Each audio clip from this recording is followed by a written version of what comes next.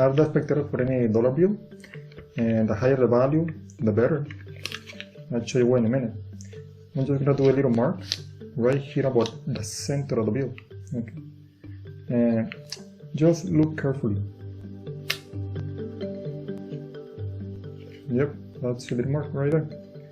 Now,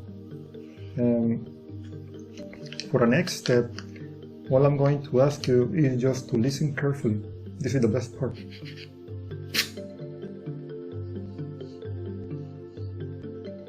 As you can see, the bill is completely restored. Now, I'll tell you how it works. I'm going to show you the secret, believe it or not.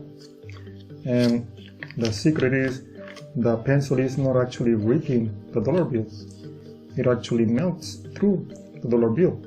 Okay, I'll show you what I mean. Look carefully.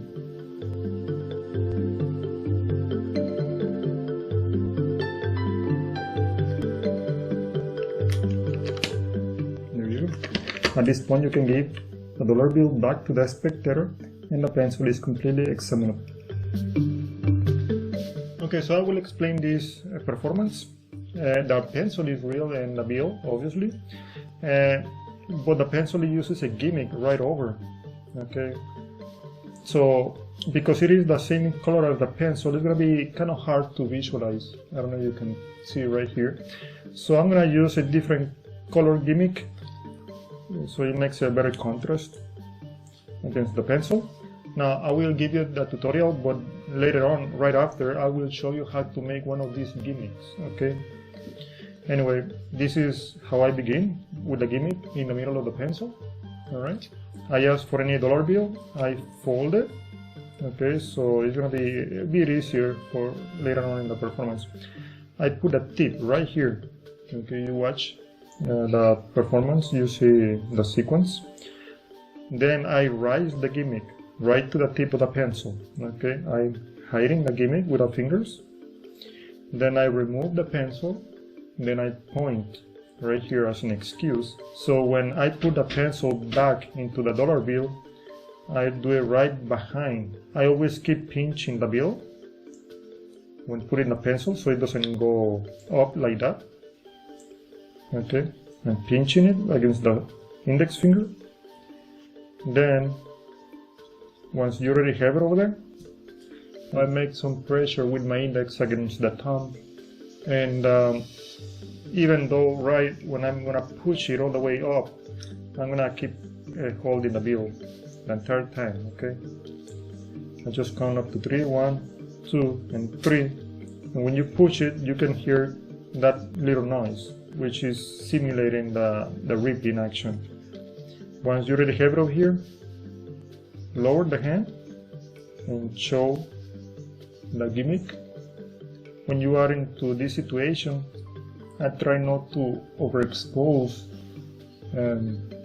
this gimmick, but when I move my hand out of the way, I try not to put my finger completely vertically, because that minimizes the separation between the gimmick and the pencil. Even though they are the same color, it may not be the same shade and texture.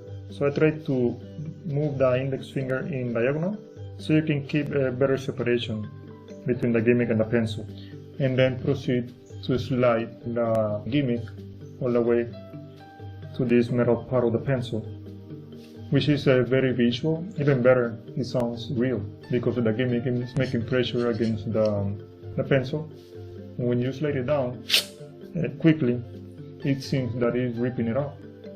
Do that gesture and show it, it is completely restored. So that's the part number 1.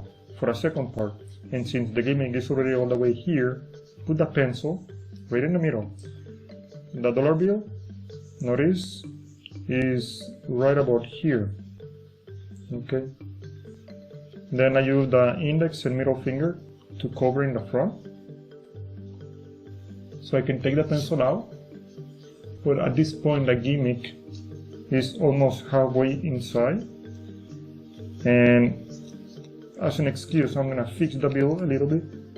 Then when I put the pencil back in place, I do this gesture. Okay. then slide it and put it back in place. I fold the dollar bill right under the pencil, okay, so it doesn't fall like that before I even reach over here. Then I can show very quickly, because the spectator, they are over there in the front, proceed to the second part. Now this second part, when I move the pencil down, I don't try to go all the way down. Even if the gimmick and the pencil, they're the same color, they may not have the same exact texture and shadings. So I'm trying to give some distance right about there. I don't want to bring it all the way here because it's going to be in a small distance from the bill, concealing the separation between the gimmick and the pencil. So I'm going to leave it up to there. So it fades a bit more between the pencil and the gimmick, and proceed to the final part. Okay, and that's it for our explanation. Now let's see how we can make one of invisible decks. So it becomes really handy for many other situations, and it lasts for a long time. And scissors, and this is the main key for this performance to work, because these are color changing straws. They change color with cold water. They are regular straws. The only difference that because of the chemical compound, I guess it will require more stiff material. It will make the plastic a little harder for them to bend, so it's not that easy for them to really deform the shape. By being color changing straws, it will require for a chemical compound to use a thicker plastic, and therefore it will not deform the shape quite easily. Don't use regular straws. These are cheap anyway, but again, because they change color with cold water, I guess that's the main thing that it will make these things work. And when you go to the store in which they sell these straws, just touch it. It cannot be really hard nor too soft, because when you do the performance in the bill, it will deform the shape of the plastic, and it has to be stiff enough for the plastic not to deform. So this is thick enough and stiff enough. Anyway, this just happens to be thicker than the pencil. Don't matter. I still have to cut the straw in the middle, in which it will shrink the straw later on, and it's gonna fit better on the pencil. The length of the gimmick has to be 4.5 centimeters in length. Before we start doing anything, use the sandpaper and put it on the straw so you can remove the excessive glossiness of the straw. And do this about a minute. You do this on the straw and do this on the pencil. Okay, just go ahead and go all the way through. I really want to make this edge thinner. The reason, notice over here that when I put a gimmick, I don't want this gimmick to be extremely thick when it ends and too narrow when it begins the pencil. Okay, right over here. So I want to make this gimmick fading out into the pencil. May not be a big deal. Just try to make only this edge thinner. Okay, you don't need to be too stiff. Just the rest of the straw. You don't need to be exactly precise. Just go ahead. You don't need to be extremely worried about it. Then you see you can now make this tighter. The diameter, make it smaller so it fits better. This gimmick is important not to be too loose nor too tight on the pencil. Okay, I think that's good enough. Now you can see here where it overlaps, and just cut. You can leave it a decent gap, a little bigger, that's it. Then the next, you need to allow about 2 centimeters here. I'm gonna make a small cut, just to have an idea. Then I'm gonna have to calculate about the center. I'm gonna cut a little less than half of it. So the front is gonna be a little over half of the pencil. It's gonna be representing over half of the pencil. Anyway, I have the straw. Now as you can see over here, from here to here, this is about 2 centimeters, and it's gonna be holding the pencil, and I'm cutting about half. what is going to represent the pencil, about half of it, cut, and again up to here. So I have this shape right now. So far so good.